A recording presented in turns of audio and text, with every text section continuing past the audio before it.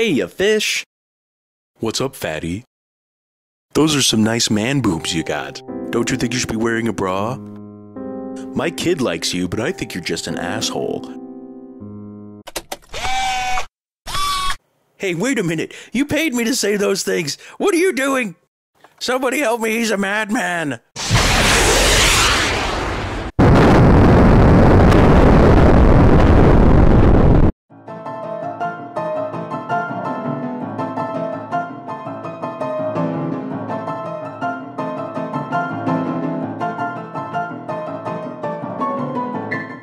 Hello YouTube, this is your Loafy coming at you with a special presentation. Somebody very generous just bought me a fish, and I would like to share with all of you who might not know everything about seafood how to fillet a salmon. Yay! So we have a beautiful 10-pound Atlantic here. Gonna go ahead, break it down, get it to the point where it's going to be skinless and boneless. So I hope you enjoy. Sit back and relax. Alright, so before attempting something like this, make sure you have plenty of counter space. I would go so far as to say that this is probably too little, but I'm fairly experienced when it comes to this stuff. And now watch me chop my fingers off. Ha ha ha. So, and there we go. One beautiful farmed Atlantic. A lot of people frown on the whole farm thing, but it's the only way some of us can afford these fish, so I'm not complaining. So, here's one other thing we can break out from the ages of antiquity. Now, if you do decide to take down a fish, this probably is not the right knife to use. This is a 12-inch steak knife. It's pretty rigid too. Like with a fillet knife, you probably want them closer to like 8 inches, and that'll be a lot more effective for what you're trying to do. Okay, our knife feels pretty flippin' sharp right now. This fish has already been processed to the point where it's known as being cleaned. It's had its guts taken out, which is a pretty simple process. I mean, you just make an insertion from here, like right at the base of the throat, all the way down to the fish anus. So, and then you could pretty much just reach in there, and anything that's loose enough to pull out, you just go ahead and yank it out.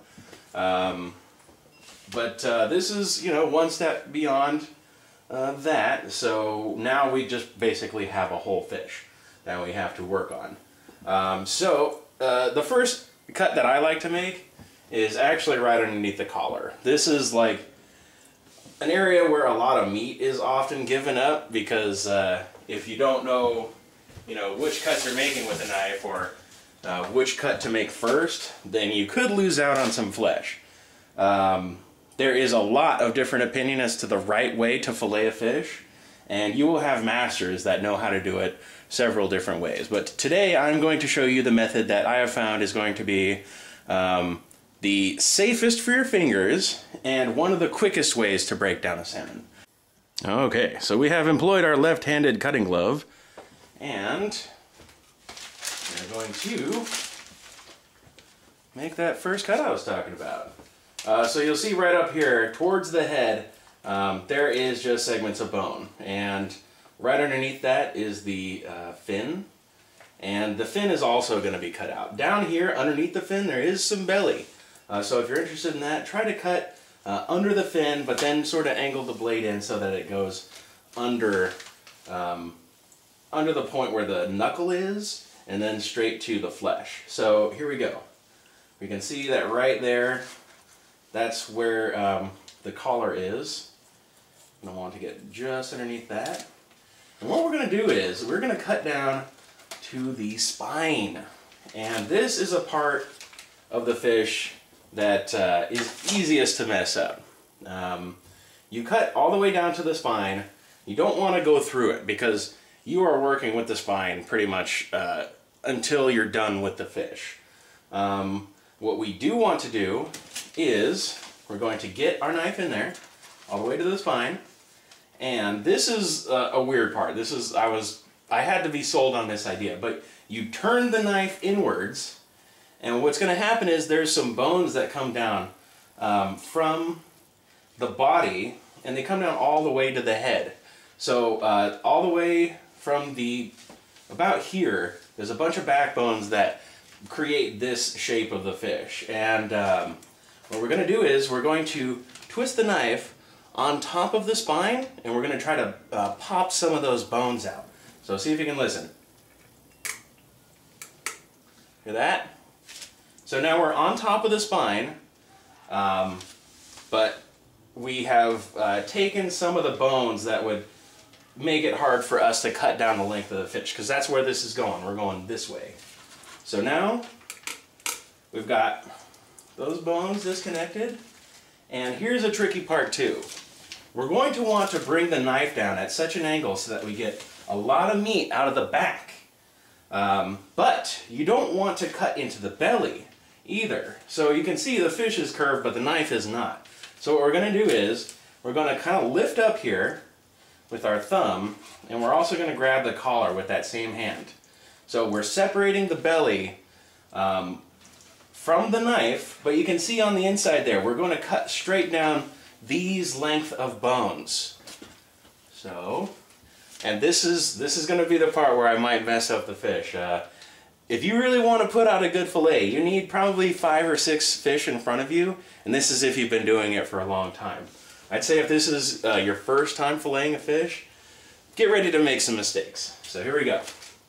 We're going to try to not cut into the spine, but we're going to try to get real close.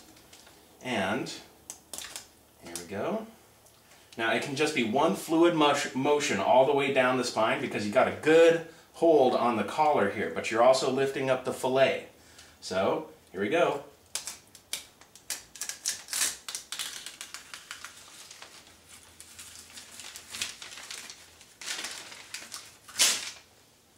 And that was relatively one clean motion.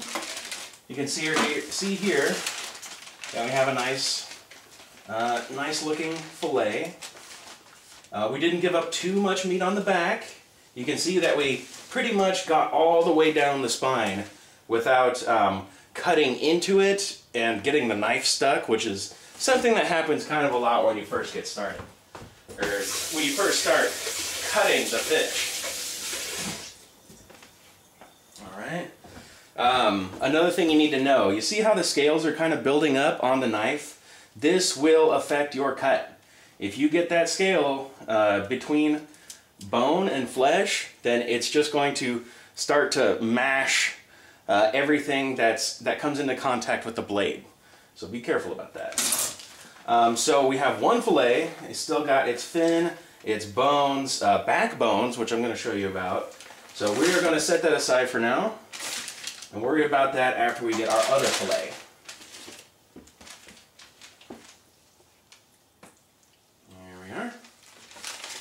So we're going to go ahead and flip him over like so. And I'm right-handed, so I predominantly stroke the fish down this way with the knife. So we're going to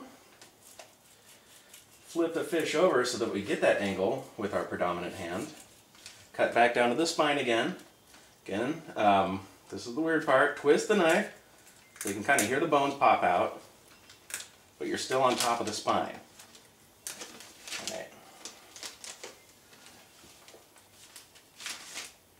Alright. Another thing you'll notice, if you ever try to do this with a frozen fish, the flesh is a lot less cooperative. So you may end up with like really mashed salmon. Here we go. A little nervous about this cut because I'm kind of cutting close to the paper, so I don't want to go all in one fluid motion. And you'll see the difference. You'll see the difference in the fillet. You'll see that one of them kind of looks sawed apart, while the other one just looks like a clean cut. There we go. Yeah.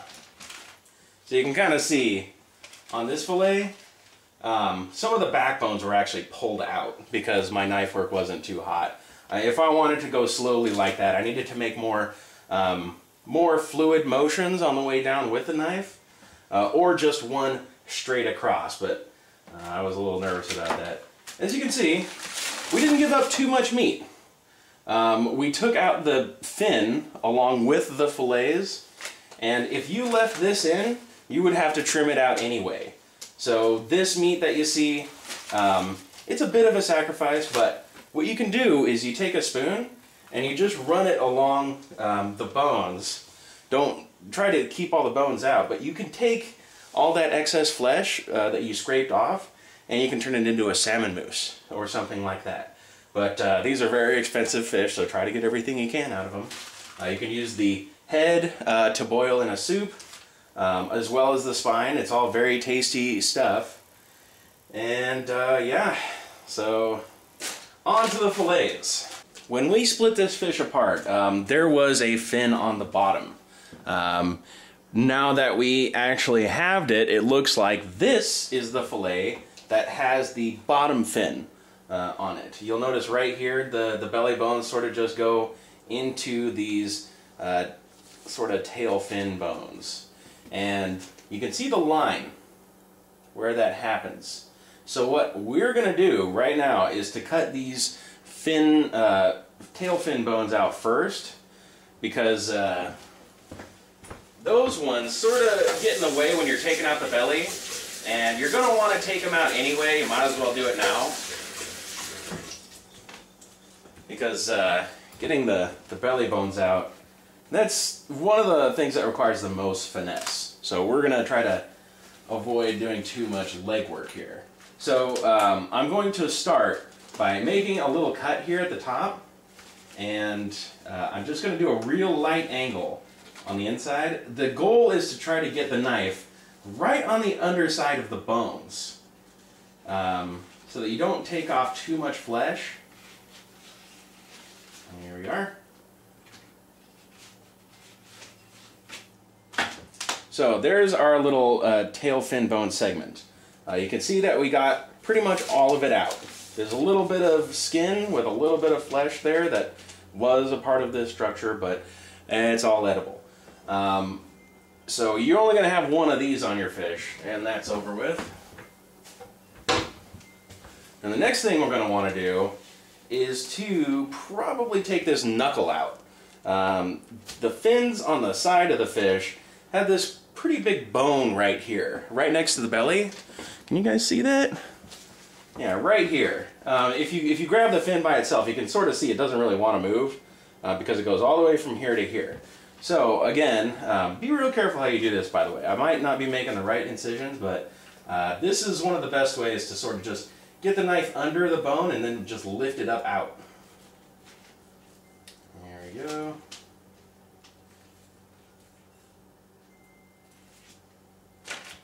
So that is a completely removed knuckle. Everything in there is edible, and everything in here is kind of not. Again, another nice part for making soups, but cut the fins off first if you do that. Try to just make it the bones and the head. That's a lot of where the nutritious stuff is.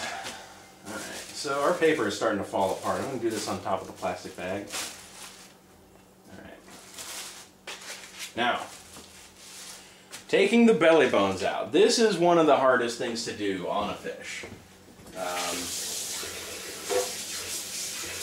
When you're first starting, you're going to want to use a lot of the tip of the knife, and you're also going to want to kind of take it slow.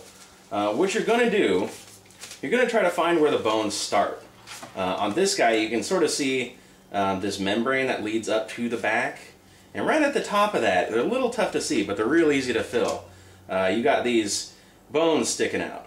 So what you're going to want to do is, you get your knife just underneath that bone, underneath that line of bones, and just do a real light cut. Real super light. And if you feel like you're running into a bone, just come right back, do it a little bit differently, and then just... Like I ran into a bone right there because it's probably still facing downward. So we're just going to go real slow. There we are. And very tip of the knife, very tip of the knife. So you can see I'm kind of working on a little indentation here between the flesh, the bones, and the membrane. Ideally, you just want to get the bones and the membrane off of here, and that becomes a possibility once you've done this enough. So, now we've got a little bit of a groove underneath our bones, and the membrane isn't separated, so it's all kind of holding together here on the top.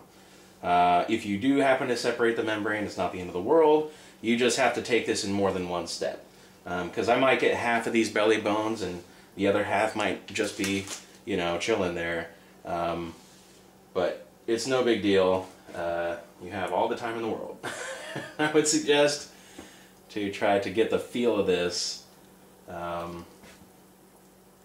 we go. So now we're kind of halfway down the bone line. And what I'm doing with the end of my knife here is I get it under the bones and then I kind of pivot the tip up a little bit, but not enough so that it's cutting into the flesh. And what that does is it lifts the bones up off of the flesh, and if you don't cut in too deeply, then it's just going to make a real nice smooth transition all the way down. And when you angle it up like that, you generally make it so that you cut the bones completely away from the flesh, like no problem. There we go. We're getting pretty close to the end of the line of bones here. I don't know if I missed one here. Yeah, let's see here.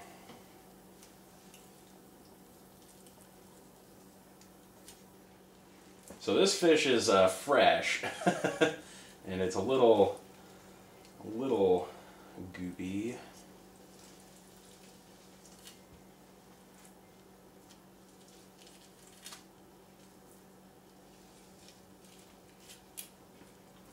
There we go.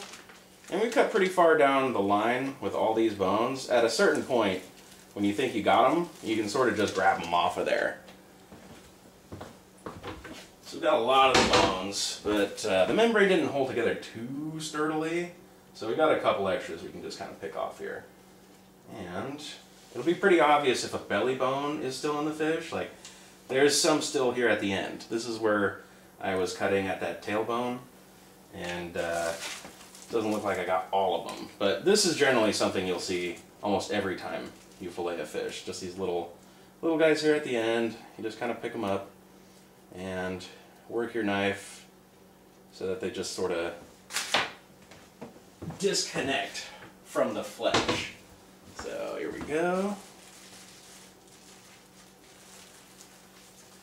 Now here is one fillet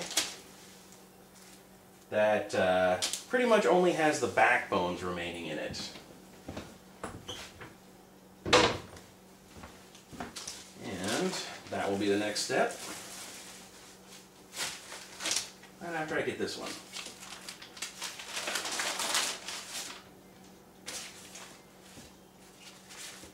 Alright, so you will cut this knuckle out.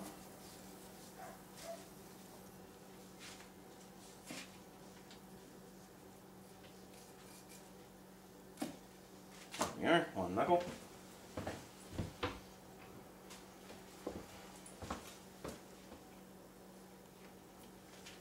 And on another fillet, I probably should have switched it around so that, again, I was cutting, you know, predominantly towards my dominant hand. But that's just how I do it sometimes. I got used to doing it like that, and it's a bad habit, so try not doing that yourself. So here we go. Again, we are going to make that cut. Try to get just underneath the bones in the membrane. And then we'll come back, make it a little bit deeper. Alright.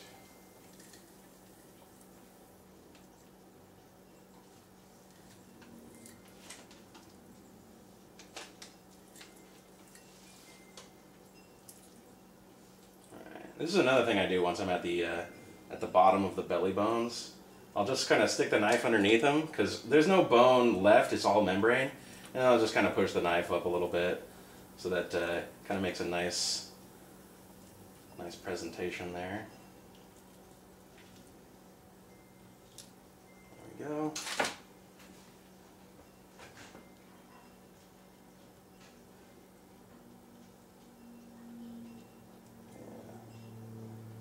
Sometimes I miss a little bit of the membrane, but you just want to go back in and make sure that there's no bones chilling inside of it. Like I said, this salmon's a little bit like not terribly firm, so the bones sort of just pulled out on their own. But you can see there, like right on the end of this fillet. Oh no! Right here on the end of this fillet, you can see just a little bit of membrane sticking up, but we did actually pull the bones out of that, so we're okay there. Again, your fingers are your best friends here. So, it looks like the next thing we're going to do is take out the backbones.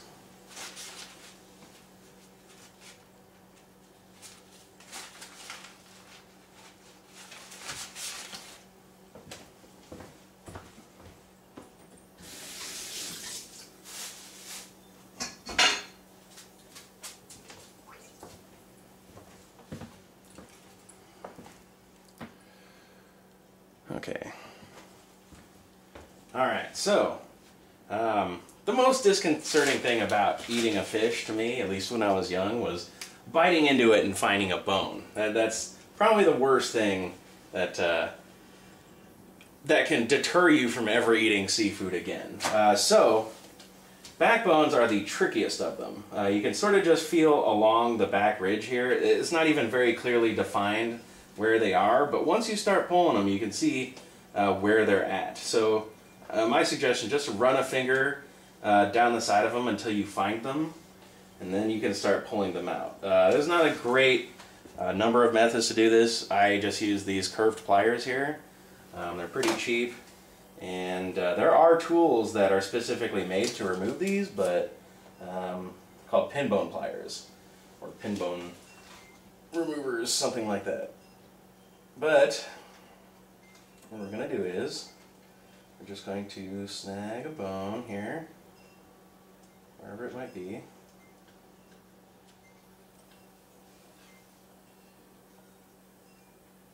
There. One of the neat things about pin bones is when you start pulling them out, the rest of them kind of try to come along with it, so you can sort of see where the next one is that you have to pull.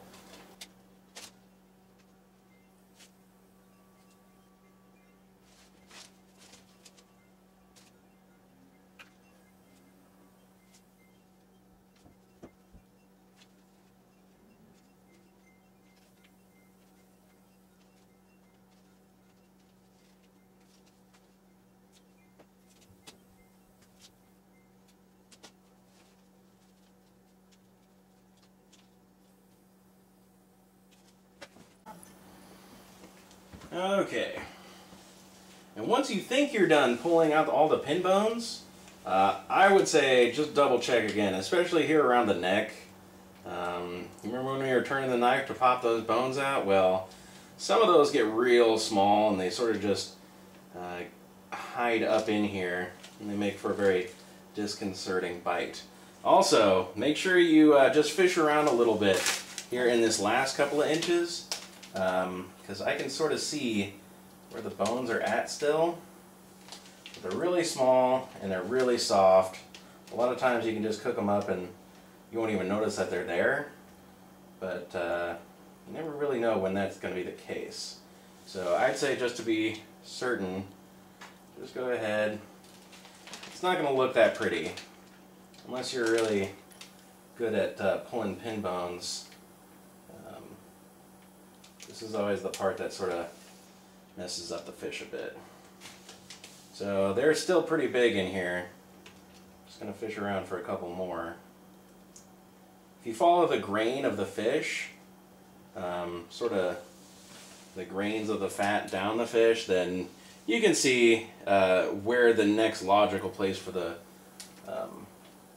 upcoming bone to be. I think we got all of it. So, I'm not going to debone the other one right now. We'll worry about that later. The last step in this process is going to be taking the skin off of the fish. Maybe you're like me and you don't like to deal with fish skin or the really strong flavor of it. So, I'm going to put this fillet on this bag. And we're going to get the skin off of there, because it's a bummer. Again, make sure your knife is real clean. If you see any scales on it, go ahead, give it a rinse.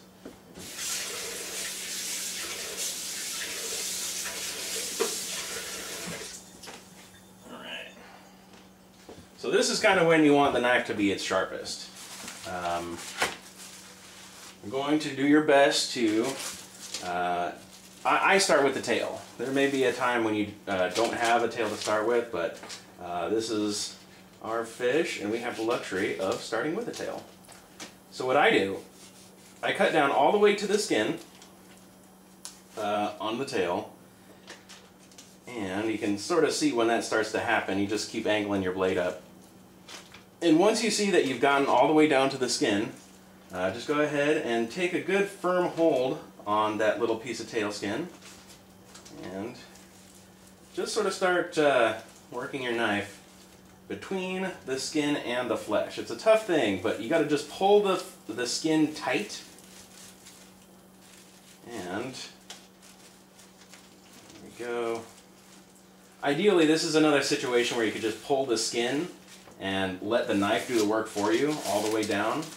But my knife is not the proper knife for this, and it's probably going to cut right through the skin.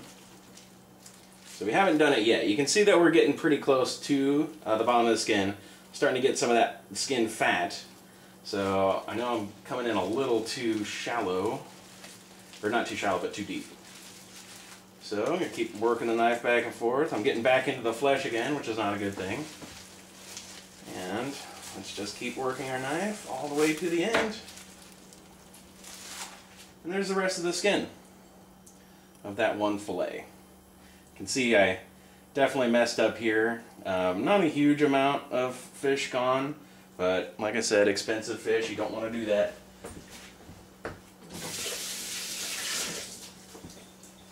And from here, we have one skinless, boneless fillet of salmon. And if you wanted to cut this up into portions, a general portion of salmon is about half a pound. I would say about a pound is right about here. And you can just kind of portion it out from there.